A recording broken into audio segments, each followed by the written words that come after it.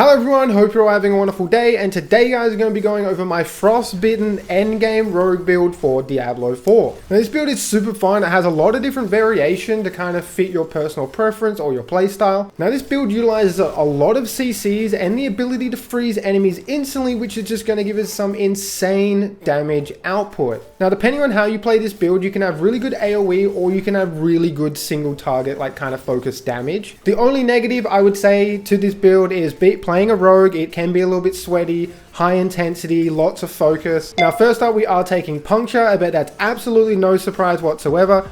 A lot of these other basic skills did recently just get a buff with the new patch, but because we are playing off getting damage increase from using a marksman skill and a cutthroat skill, puncture is our best bet. Forceful arrows is a bit too slow, and Heartseeker is also just a bit too slow. Now next up we are taking Twisted Blades. Now I know Twisted Blade rogue builds are kind of probably out of played right now, but I don't like Flurry. Even if Flurry was stronger than Twisting Blades, I probably still wouldn't use it. I don't know, I just don't like the fact that I have to stand in one spot, even though you do a big AoE when you get the aspect with it. I don't know, I just don't like Flurry. I'm not a Flurry enjoyer. Now next up we are taking Caltrops. Now Caltrops is definitely heavily underrated, but you kind of have to build into it to make it good. And we will get into that when we get into the gear, but Caltrops does have a very special place in this build. Next up we are taking Shadow Step. Shadow Step is really good just to give us some extra movement around the battlefield, as well as it gives us Unstoppable, because we are using an aspect that gives us 2 charges of this. That is very good to help us get out of a lot of chain CCs, which is a big issue in higher nightmare dungeons. Now next up we have the imbuements, and this is where a lot of the variation in the build comes from, is just switching between these imbuements. You can kind of like mix and match a lot of stuff, and it still does work. Now the best options are Cold Imbuement and Shadow Imbuement if you're looking for big AoE damage. If you're trying to focus more on single target, you'd want to take Cold Imbuement and Poison. The main reason we're taking Cold Imbuement is because we want to chill enemies as much as possible so we can try and freeze them as quickly as possible. Get into that when we get in our gear. But obviously Poison is just so filthy for single target DPS with the way it can stack that poison damage. Alright, moving on over to the skill tree. I'm just going to quickly whiz through this. I'm sure you've probably seen a lot of rogue builds by now. A lot of the same skill tree over and over again. With Puncher, we're taking Enhanced Puncher, and then we're also taking Fundamental Puncher. Now this is just going to give us more energy when we hit crowd control enemies, and now we can make enemies vulnerable if they get hit with 2 blades. Next up we have Twisting Blades. I do have 5 points in here. I got another 4 points off my gloves, which is just absolutely insane. So big damage there. We are taking Enhanced Twisting Blades, and we are also taking Improved Twisting Blades. I know a lot of people like taking Advanced Twisting Blades for the cooldown reduction, but we are going to be playing off actually dazing our enemies. But we don't really need to worry about a lot of cooldown reduction in this build, except for maybe our imbuement. Being able to daze our enemies is really good, because then we can, I'll just go over here now quickly. We got Rapid Gambit, so our evade cooldown is reduced every time we daze an enemy. And then we are taking 1 point to concussive and 1 point into try attack. So when we critically strike a dazed enemy, they're knocked down. And after knocking down enemy, we get more critical strike chance against them. Sorry to jump all over the place, but back over to where our core section is. We're just maxing out Sturdy to give us 12% close damage reduction. Huge. And Siphoning Strikes is really good to give us health regen whenever we're critically striking with enemies. And we're going to be trying to critically strike as much as possible. So like I said before, we're taking Shadow Step. Shadow Step's really good, gives us Unstoppable, also has 100% lucky hit chance. We're also taking Enhanced Shadow Step to give us more critical strike chance against the target that we just hit with Shadow Step. And then we're taking Methodical Shadow Step because it's going to allow us to stun enemies that get hit by Shadow Step for 2 seconds. Obviously taking Enhanced Caltrops, so for every second enemies are in our Caltrops, they take 3% times damage for 6 seconds. So, you know, 3 6s, it's 18% increased damage. Very nice. Now, I feel like the main bread and butter of this build is the Methodical Caltrops. Caltrops now deal cold damage and shields enemies for 25% per second. Now this just recently got a 5% buff. It was 20%, now it's 25%. So we're able to freeze enemies 1 second faster if they're in our Caltrop, which is really good, but we don't need that. We're going to be using something else to make sure the enemies get frozen. It is nice that the enemies will get frozen just that 1 second faster. Already kind of explained this little setup here. We are maxing out weapon mastery. Weapon mastery is really good. Just a little bit of information as well. I am taking 2 swords, and the main reason for that is swords just gives you a 9% times increased damage.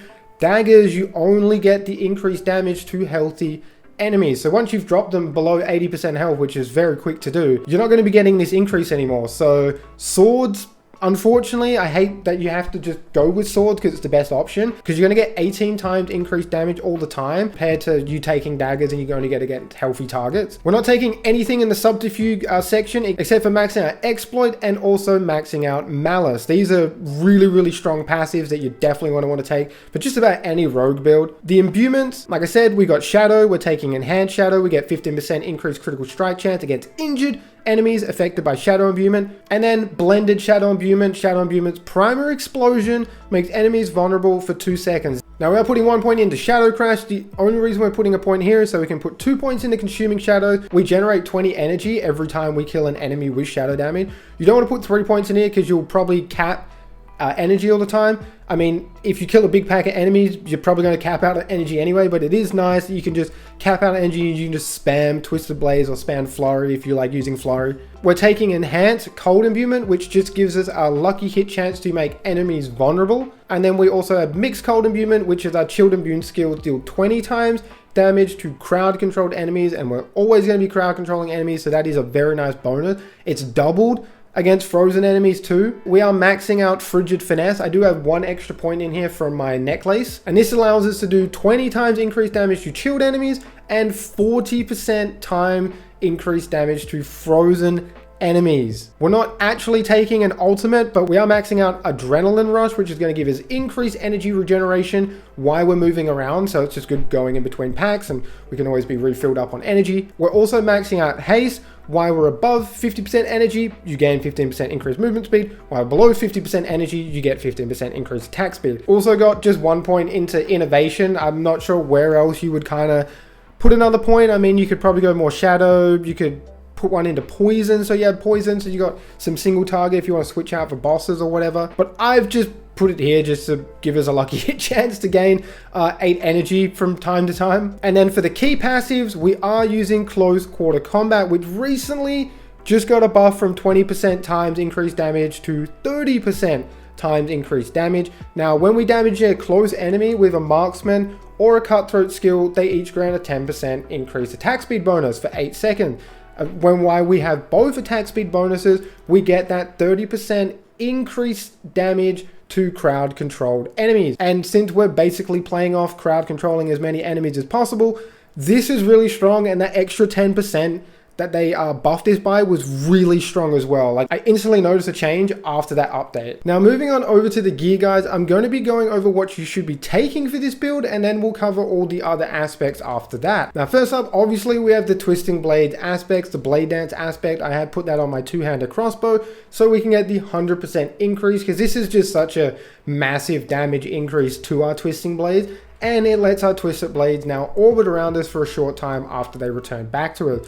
So it gives us like a mini AoE kind of around us with our Twisting Blades, which is kind of nice. Not as good as Flurry AoE, but still very strong. Now, next up is the Frostbitten aspect, and this is kind of why I've called this build the Frostbitten Rogue, because of this aspect. I really enjoy this aspect. I think it's really underrated. It's very strong. Now, chilled enemies hit by your grenade skills have a chance equal to double your critical strike chance to be instantly frozen for 2 seconds.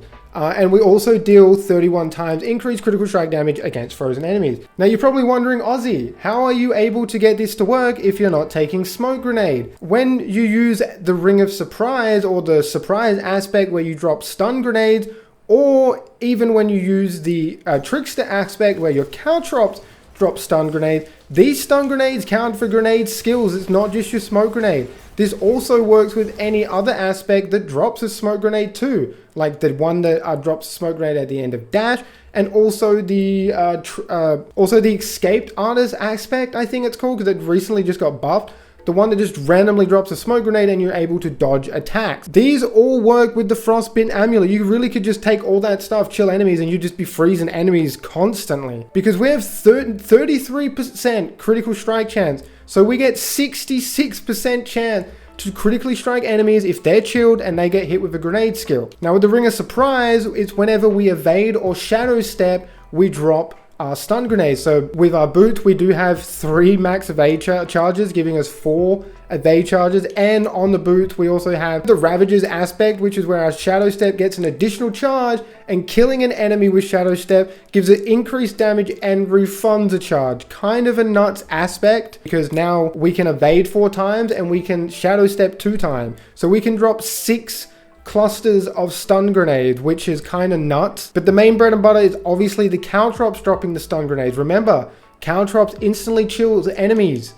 Enemies are chilled instantly when we drop Caltrops, and now Caltrops drop stun grenades. So, and this is why Caltrops is so good with this build. We drop it on a pack of enemies, there's a 66% chance that nearly all of those enemies will be frozen, and we do so much extra frozen damage, it's insane. So those enemies are easily going to get nuked. Now we've kind of gone over what I feel like you kind of need for this build: the Ravagers, the Blade Dancer aspect, Frostbitten, the Surprise aspect, and also the Trickster one is really good with Caltrop. I didn't realize this, and it's not even in their patch notes. I've friggin' triple checked. Aspect of Surprise was, the stun was for 2 seconds. It's now been nerfed to 0.5 seconds, but it's not in the patch notes. When the hell did they do this? I don't know if it's a bug, if they were meant to do this. It's not a visual error. I've tested this. It's definitely 0.5 seconds now. I have got the Retribution aspect here on my sword, which would be giving us increased damage to stun enemies, but because this isn't a 2-second stun anymore, I'd probably maybe want to play around with the Icy Alchemist aspect, which is when we hit a chilled or frozen enemy with Shadow Imbuement, they explode, releasing a Cold Nova. This is really strong. I have obviously tested this out. I did like the fact that we're getting extra damage to stunned enemies, but now that they've kind of nerfed this without even mentioning it in the patch notes, I've only realized this upon doing this video. I'm not sure if we're going to be getting that 26 times increase to damage as much as I would hope. Another one that I probably should have thrown into the ones that you do need is Edge Master. It's just such a massive damage increase. It has been re-enabled. It was disabled for a little while. She's all good now. Put your Edge Masters back on, boys. We are taking the Expectant aspect. This is the one where you attack enemies with basic skill and it increases your core skill by a certain percentage up to 30%.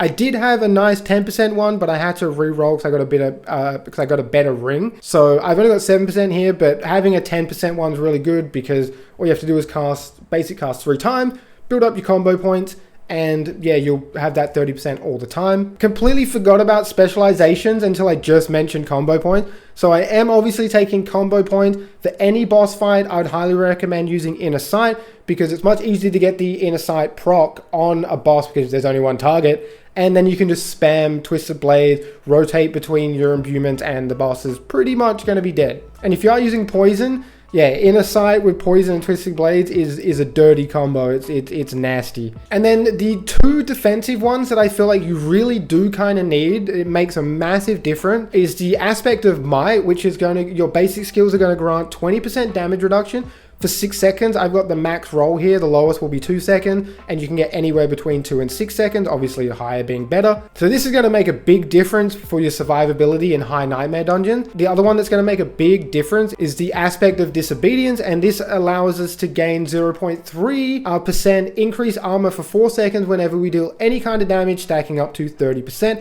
I've got a bit of a low roll here. Ideally, if you can get 50%, that is going to be much better than my 30%. The last one I got is the Cheats aspect to give us a 21% increased damage reduction against any crowd controlled enemies. And if we get hit by a crowd control enemy, we get 15 plus movement speed. That's not really needed. The 21% increased damage reduction from crowd control enemies is huge. We're going to play off that with our Caltrops and our stuns. Now also with my stats, guys, dexterity being my main stat, we are getting 69% increase to skill damage, which is crazy. And then we are trying to take as much intelligence because that gives us critical strike chance, strength is armor, and willpower is healing received and overpower damage. Really don't really care about that too much. We are taking 33% critical strike chance, like I mentioned. This is why it works so well with Frostbitten aspect. Now, since we do have such a high critical strike chance, it is going to be a given that you're going to want a lot of critical strike damage. I've got 208%.